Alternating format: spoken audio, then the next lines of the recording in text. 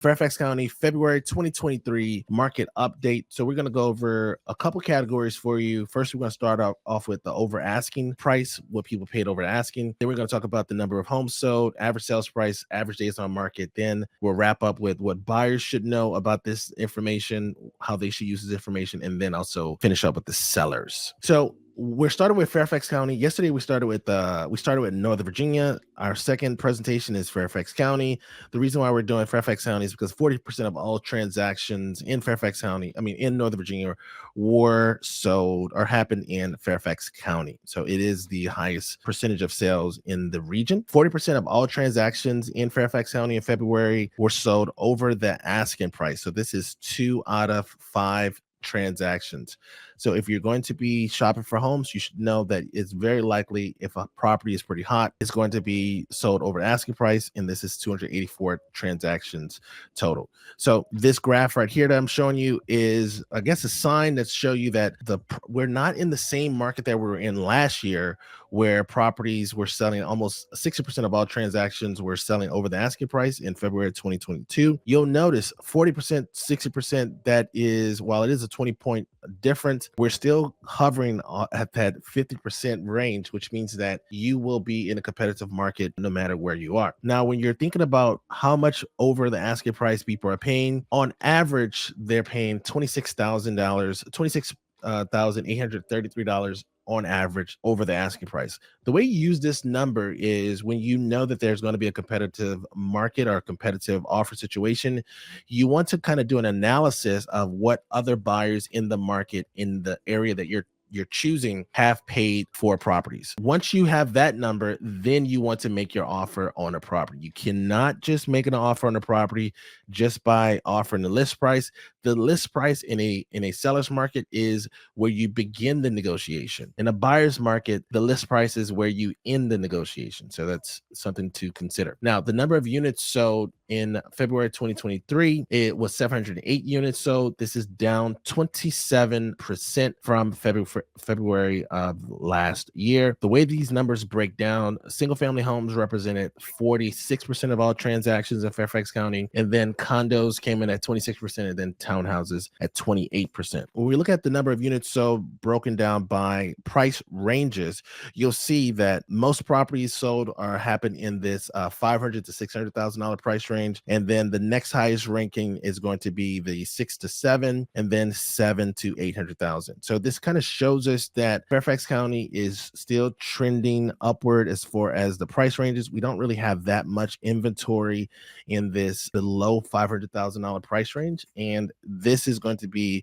some of the more competitive markets for most home buyers. Top zip codes. So Reston has 2 of the top 5 zip codes in February.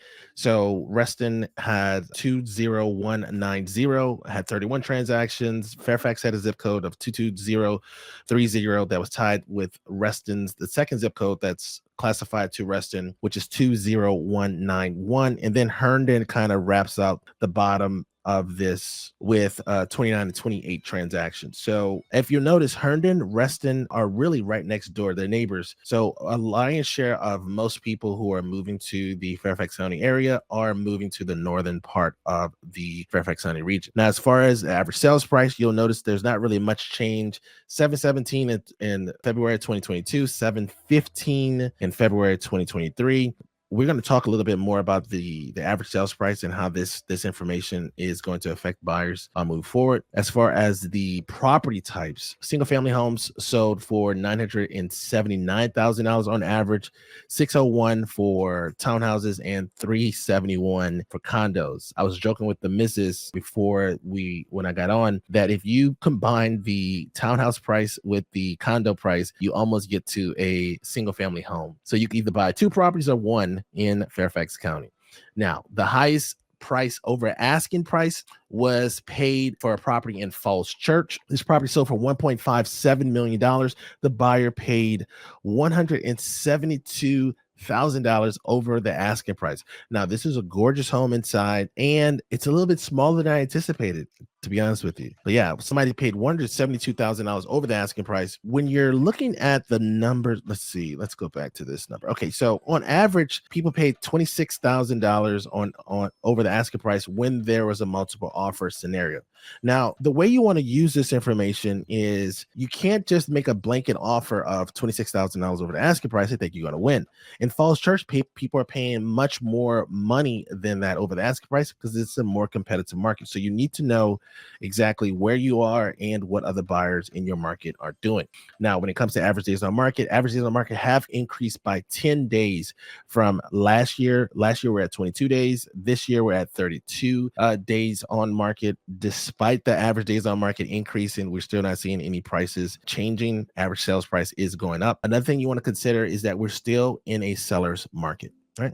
So buyers, what should buyers know? That even though supply is dipping, interest rates have caused less homes to be on the market. But even though supply is decreasing, prices are still increasing. So you should expect to be in a very competitive situation this spring, and also expect to pay over asking price for top tier properties. Make sure you get pre-approved, and please go see properties as soon as they hit the market. In Northern Virginia, our properties come on the market on Wednesdays and Thursdays. Make sure you go see those properties before the open houses, because most likely offers have already started to flood in on top tier properties. Now, what does this information mean for sellers?